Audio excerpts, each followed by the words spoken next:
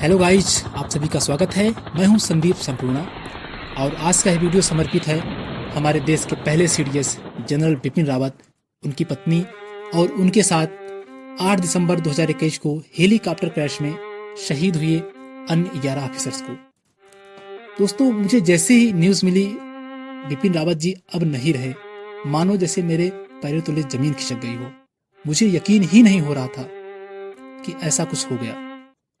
निश्चित तौर पर हम सब और हमारा पूरा देश आज बहुत दुखी है, क्योंकि हिंदुस्तान ने किसी आम शख्सियत को नहीं बल्कि एक महान योद्धा, एक नायक को खो दिया है, जिनकी कमी शायद ही कोई पूरी कर पाए। हमने न केवल जनरल बिपिन रावत बल्कि उनके विचार, उनकी रणनीतियों के साथ साथ उनकी पत्नी और अन्य 11 ऑफिसर्स को खोया है। आज हम बात करते हैं थोड़ा सा उनकी अंतिम यात्रा पे। दोस्तों, जनरल बिपिन रावत जी का जन्म उत्तराखंड में हुआ और उनकी मृत्यु तमिलनाडु में हुई और उनका अंतिम संस्कार दिल्ली में हुआ। कश्मीर से लेकर कन्याकुमारी तक, बच्चों से लेकर बड़े बूढ़ों तक, महिलाओं से लेकर हर धर्म के, हर वर्ग के लोगों तक, सबने अपनी आंखों में आंसू लिए भारी और दुखी मन से अपने लोकप्रिय जनरल की अंतिम विदाई दी। जनरल रावत की अंतिम यात्रा दुनिया को 2 बातें बताती हैं। पहली ये कि इससे पहले किसी ने कल्पना नहीं की थी कि इस देश की सेना का एक जनरल आम जनता के बीच इतना लोकप्रिय हो सकता है। जनरल बिपिन रावत फिल्मों में काम नहीं करते थे, ना ही वो क्रिकेट खेलते थे, ना ही वो सेलिब्रिटी थे और ना ही वो रोज टीवी या अखबारों में आते थे, और देश के ज्यादातर लोग उनसे कभी मिले भी नहीं थे और ना ही उनसे कोई सीधा संपर्क था। लेकिन जनरल रावत और उनके साथियों के लिए भारत के लोगों और भारत ने आज जो प्यार और सम्मान दिखाया है, जो भावनाएं दिखाई हैं, वो अभूतपूर्व है। और दूसरी बात ये, जनरल रावत और उनके साथियों ने इस देश के लिए, हम सब के लिए अपना सब कुछ कुर्बान कर दिया और आखिर में अपनी जान भी दे दी। आज देश की बारी थी, यानी हम सब की बारी थी, और देश ने उन्हें ऐसी शानदार विदाई दी, इतना प्यार और सम्मान दिया जिससे सारी दुनिया ने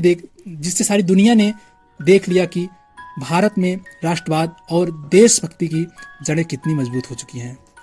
और ये भारत में बहुत बड़ा बदलाव है। हमारे देश में अर्बन नक्सल्स हैं, टुकड़े टुकड़े गैंग हैं, पाकिस्तान प्रेमी गैंग हैं, चीन को चाहने वाले हैं। ये वो लोग हैं जिन्होंने हर बार भारतीय सेना पर सवाल उठाए हैं, चाहे वो सर्जिकल स्ट्राइक हो या बालाकोट स्ट्राइक हो। इन लोगों ने हर बार सेना की वर्दी को दागदार करने की कोशिश की है, और ये लोग हमेशा बताते चले आए हैं कि इनकी तादाद अब देश में बढ़ रही है, लेकिन ये सब झूठ था। आज एक राष्ट्र के तौर पे भारत ने ऐसी तमाम शक्तियों को बहुत ही शानदार जवाब दिया है कि भारत के आम लोग अपने देश से और अपने सेना से कितना प्यार करते हैं, वो बता दिया है उन्हें लोगों ने। जनरल रावत एक बहुत बड़े रणनीतिकार थे और वो हमेशा से सेकंड एंड हाफ फ्रंट की बात करते थे। वो कहते थे कि भारत एक फ्रंट या 2 फ्रंट पे नहीं बल्कि 2.5 फ्रंट पे लड़ रहा है, और इसी को वो सेकंड एंड हाफ थ्योरी कहते थे। जिसमें एक फ्रंट है पाकिस्तान, जिससे भारत लड़ रहा है, और दूसरा फ्रंट है चीन, जिससे भारत लड़ रहा है। और जो आधे फ्रंट की बात करते थे वो है भारत में मौजूद हमारे ही देश में रह रहे दुश्मनों का साथ देने वाले लोग, उनसे भी तो भारत लड़ ही रहा है। जनरल रावत जब तक जीवित रहे, उन्होंने एक फ्रंट यानी पाकिस्तान को कभी आगे बढ़ने नहीं दिया और दूसरे फ्रंट यानी चीन को भी रोक कर रखा, और इन दोनों फ्रंट्स पर विजयी रहे। और आज अपनी मृत्यु के बाद आधा फ्रंट भी उन्होंने जीत लिया, जब उनकी मृत्यु के शोक ने पूरे भारत को मजबूती के साथ एकता के सूत्र में बांध दिया। इसलिए आज हम यह कह सकते हैं कि जनरल रावत और उनके साथियों ने अपने आखिरी युद्ध में बहुत शानदार तरीके से जीत हासिल की है।